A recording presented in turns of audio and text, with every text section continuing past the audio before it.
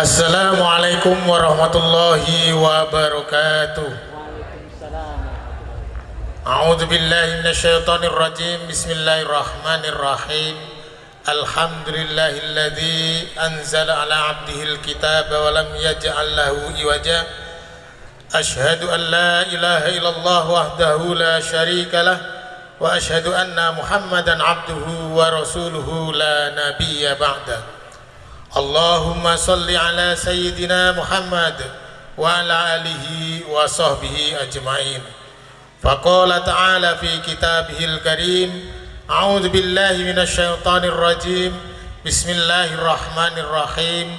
Qalu subhanaka la ilma lana illa ma 'allamtana innaka antal alimul hakim. Wa qala aidan, a'udzu billahi minasyaitonir rajim. Wallahu akhrajakum min butuni ummahatikum la ya'lamuna syai'a wa ja'ala lakumul sam'a wal absara wal af'idah qalilan ma tashkurun. Shadaqallahul azim. Mohon maaf. Yang kami hormati Bapak Kepala Desa Meranjat II beserta staf dan perangkatnya. Yang kami hormati Bapak Kepala Desa Meranjat I dan Meranjat Ilir atau yang mewakilinya. Yang kami hormati Bapak Ketua Badan Perwakilan Desa Meranjat II beserta anggotanya. Yang kami hormati Bapak-bapak, para alim ulama, tokoh agama, tokoh masyarakat Desa Meranjat II.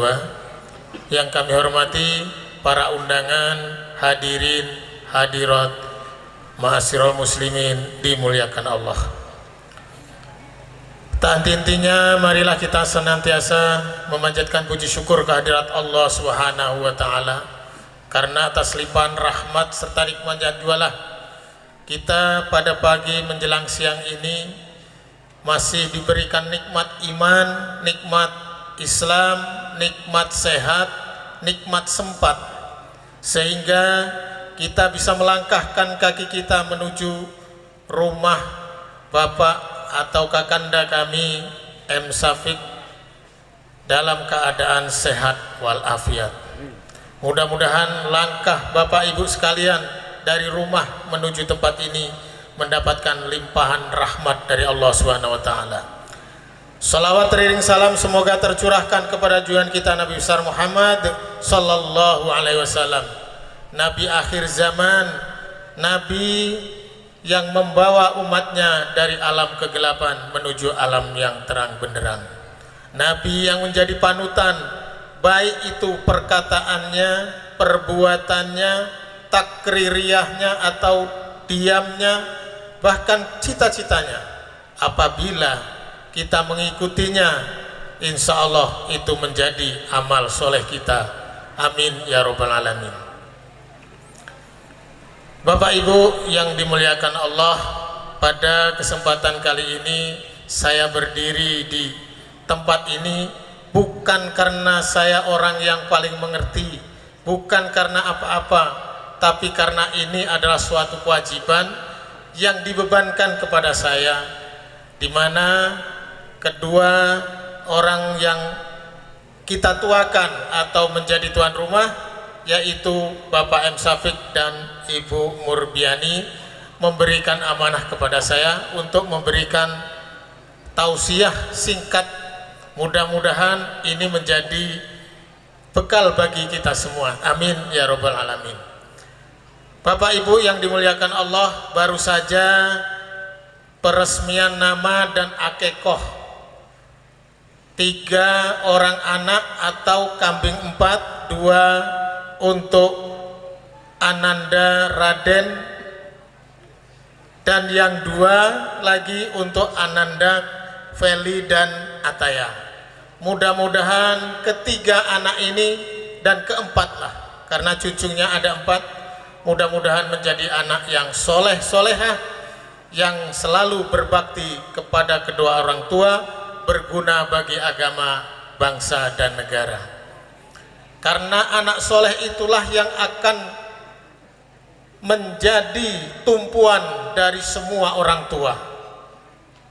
Orang lain tidak, karena doa anak yang soleh itulah yang akan diterima doanya oleh Allah Subhanahu wa Ta'ala, di mana Rasulullah Shallallahu Alaihi Wasallam bersabda, "Idza mata ibnu bani Adam in qata amaluhu min salasin illa min salasin." Apabila meninggal anak Adam, semua amalnya itu putus kecuali 3: shadaqatin jariyah, au ilmin yantafa'ulah, au waladin soleh yad'ulah. Yang pertama adalah shadaqah jariyah, yang kedua ilmu yang bermanfaat, dan yang ketiga doa anak yang soleh. Jadi salah satu yang dibutuhkan oleh orang yang sudah meninggal adalah doa dari anak yang soleh. Kenapa doa anak yang soleh itu diterima?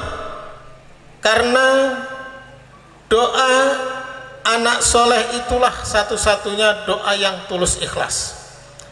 Ada cerita sebentar di mana ada seorang pengusaha kaya raya sedang sakaratul maut, sedang koma di rumah sakit di ruangan ICU. Dia ditampakkan oleh malaikat seperti layaknya sebuah layar bioskop. Di situ ditampakkan semua amalnya, baik dan buruknya, sehingga terjadilah percakapan antara si bapak dan si malaikat.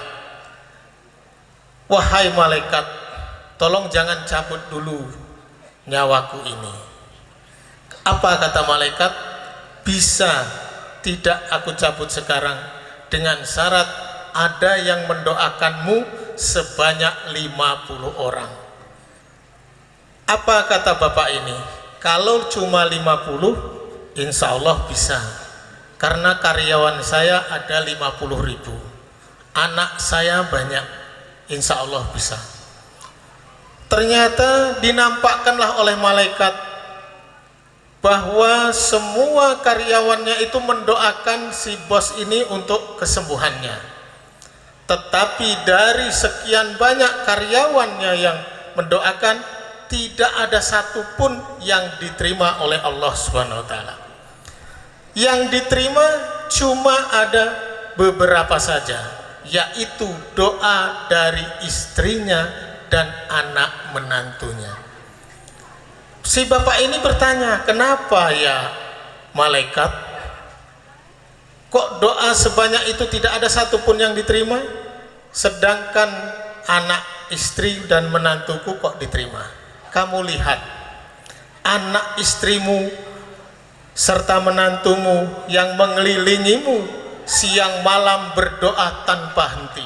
Setiap waktu sholat dia selalu berdoa tanpa henti, dan doanya tulus, tidak ada permintaan yang lain kecuali adalah permintaan kesembuhan untuk dirimu. Sedangkan karyawanmu berdoa itu ada pamrihnya. Terus bagaimana ya malaikat? Kamu masih punya waktu beberapa jam saja untuk kamu bisa sembuh.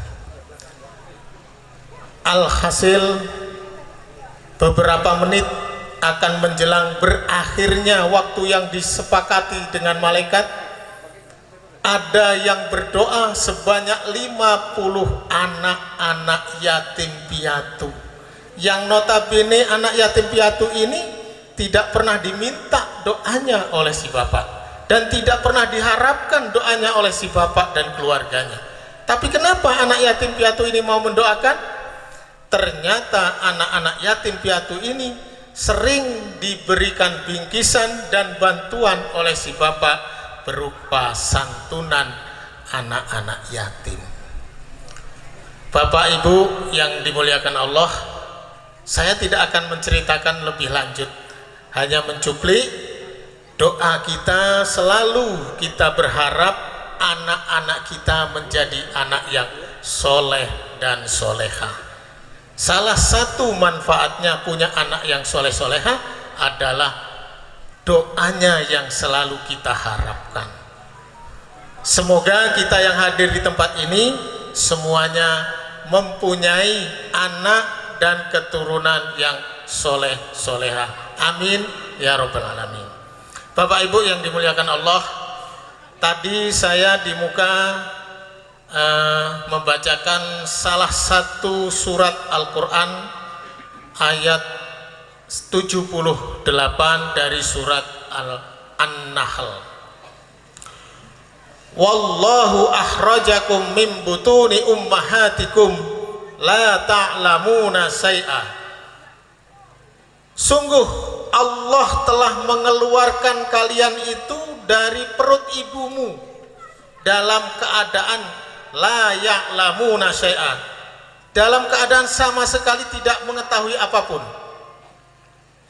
Wa ja'ala lakumus sam'a wal absara wal afidah, dan Allah juga memberikan kepadamu itu pendengaran, penglihatan dan perasaan. La'allakum tashkurun, supaya kalian itu bersyukur. Jadi Allah itu menciptakan kita, mengeluarkan kita manusia ini dari perut ibu kita itu dalam keadaan tidak mengerti apa-apa. Kita saksikan seperti Ananda kita, Ananda Raden, digendong ke sana mau, digendong ke sini mau, diajak begini mau, begitu mau. Karena apa? Karena memang tidak mengetahui apa-apa. Tapi dia bisa mendengar. Karena apa? Karena Allah memberikan pendengaran. Dia juga bisa melihat, karena dia bisa diberikan penglihatan oleh Allah. Juga dia diberikan perasaan atau hati, sehingga dia bisa merasakan ini bapakku, ini mamaku, ini saudaraku, oh ini bukan kami, bukan keluarga kami. Dia tahu. Nah, semua ini agar kita bisa bersyukur kepada Allah Subhanahu wa ta'ala. La in syakartum la azidannakum wa la in kafartum inna adzabi lasyadid. Apabila engkau bersyukur kepadaku, kata Allah, maka akan aku tambah nikmatku kepadamu. Tapi kalau engkau mengingkari atas nikmat-nikmatku kepadamu, ingatlah azabku amat pedih. Bapak Ibu yang dimuliakan Allah, kalau bisa kita belum waktu zuhur sudah selesai, supaya kita tidak melewatkan waktu sholat. Selanjutnya, tadi Ananda dari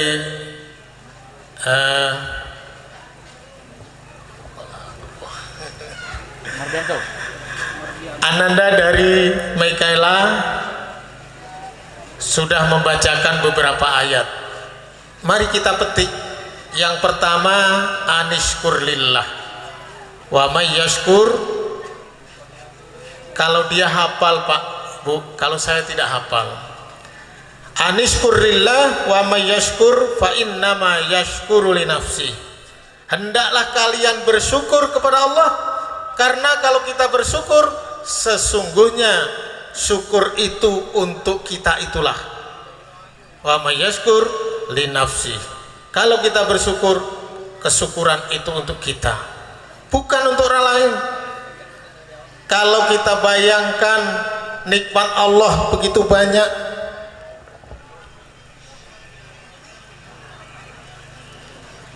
nikmat Allah begitu banyak, sehingga tidak mungkin kita hitung. Wa in ta'uddu nikmatallahi la tuhsuha. Sekiranya engkau hitung nikmatku, pasti tidak akan bisa terhitung. Bayangkan ibu-ibu, bapak-bapak sekalian, kita bisa hadir di sini saja, itu adalah suatu nikmat yang besar. Kita bisa menghirup udara dengan bebas, itu juga salah satu nikmat yang sangat besar. Bukan berarti nikmat itu semata-mata harta benda yang terlihat saja, yang tak terlihat pun sangat banyak sekali. Dan inilah salah satu bentuk syukur dari Kakanda M. Safik dan Ibu Ayunda Murbiani. Diungkapkanlah rasa tasakuran dengan cara mengajak ikut serta dari Bapak Ibu untuk merasakan kegembiraan. Wa man kafara fa innallaha ghaniyyun hamid. Jika engkau mengingkari nikmat-nikmat yang Allah berikan, Allah tidak akan berkurang kemuliaannya, Allah juga tidak akan berkurang kehormatannya, tidak sama sekali. Allah tetap maha kaya dan maha terpuji. Walaupun kita semua tidak ada yang memuji Allah, tidak ada yang beribadah kepada Allah, tidak ada yang bersyukur kepada Allah, Allah tidak akan berkurang. Karena apa? Karena dunia dan isinya ini ciptaan Allah, yang punya Allah. Kita ini hanya nebeng, kita ini hanya numpang. Jadi oleh karena itu, bersyukur tidak bersyukur itu kembalinya kepada kita sendiri. Sama halnya kita berdoa, kalau kita mendoakan orang lain, insya Allah doa itu akan kembali kepada kita seperti sebuah lingkaran. Apabila kita memancarkan doa kebaikan kepada orang lain, maka secara tidak sadar akan kembali kepada kita. Tapi kalau kita mendoakan kejelekan kepada orang lain pun akan kembali kepada kita. Masyiral muslimin yang dimuliakan Allah, selanjutnya pendidikan Luqman kepada anaknya, ya bunayya la tusyrik billah inna syirka la zulmun azim. Janganlah engkau menyekutukan Allah, sesungguhnya syirik itu adalah dosa yang sangat besar. Kalau kita sudah berislam, sudah beriman, insya Allah kita tidak akan menserikatkan atau menyekutukan Allah. Tapi di dunia modern sekarang ini, orang lebih banyak menuhankan teknologi daripada menuhankan Allah. Kok bisa? Sekarang ini anak kecil semuanya sudah memegang handphone, tua-tua juga memegang handphone. Orang lebih susah ketinggalan handphone daripada ketinggalan sholat. Orang lebih susah tidak punya handphone daripada tidak sholat. Inilah salah satu Tuhan terbaru abad terbaru ini. Kalau dulu orang musyrik, orang menyekutukan Allah terlihat menyembah berhala. Kalau sekarang menyembah HP. Seolah-olah kalau tidak mempunyai handphone tidak hidup. Seolah-olah kalau tidak ada sinyal tidak hidup. Mungkin kalau di sini tidak terasa, Bu, Pak. Karena apa? Kalaupun mati lampu masih ada lampu yang lain. Kalaupun BTS ini tidak memancar, BTS desa lain masih memancar. Kalau di tempat kami sana sangat terasa. Mati lampu 1 jam sinyal tidak ada. 2 jam. Begitu mati lampu langsung sinyal hilang. Begitu sinyal hilang, yang kerja di kantor stop, langsung berhenti karena online tidak bisa dilakukan. Jadi sudah bergeser, orang menyekutukan Allah. Kadang-kadang lebih tidak bisa meninggalkan pekerjaan daripada melaksanakan sholat. Kaum muslimin rahimakumullah, selanjutnya wa wassaynal insana biwalidayhi hamalathu ummuhu wahnan ala wahnin.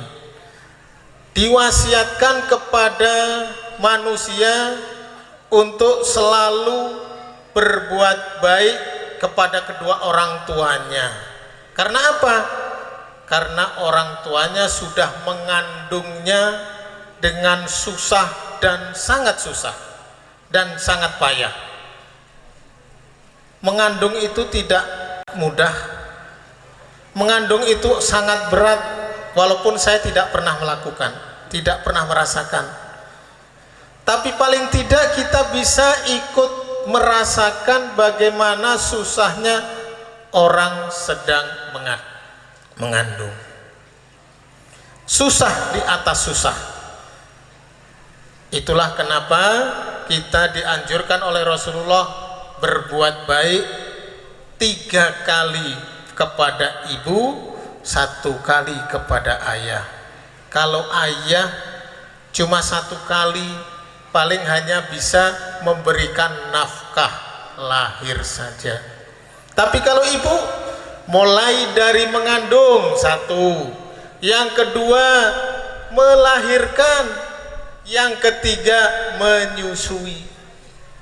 Ini nggak bisa diwakilkan oleh siapa-siapa. Mengandung hanya ibu, melahirkan hanya ibu, menyusui pun hanya ibu. Tapi di abad modern sekarang ini, bapak-bapak sudah banyak yang menyusui anaknya, yaitu lewat dot. Sudah banyak. Ibunya kerja, bapaknya ngasuh anak. Di tempat kami, Pak, Bu, banyak yang seperti itu. Sehingga kita oleh Allah itu diwasiatkan untuk selalu berbuat baik, bahkan washkuruli wala takfurun. Sehingga harus bersyukur kepada Allah dan berbuat baik kepada kedua orang tua.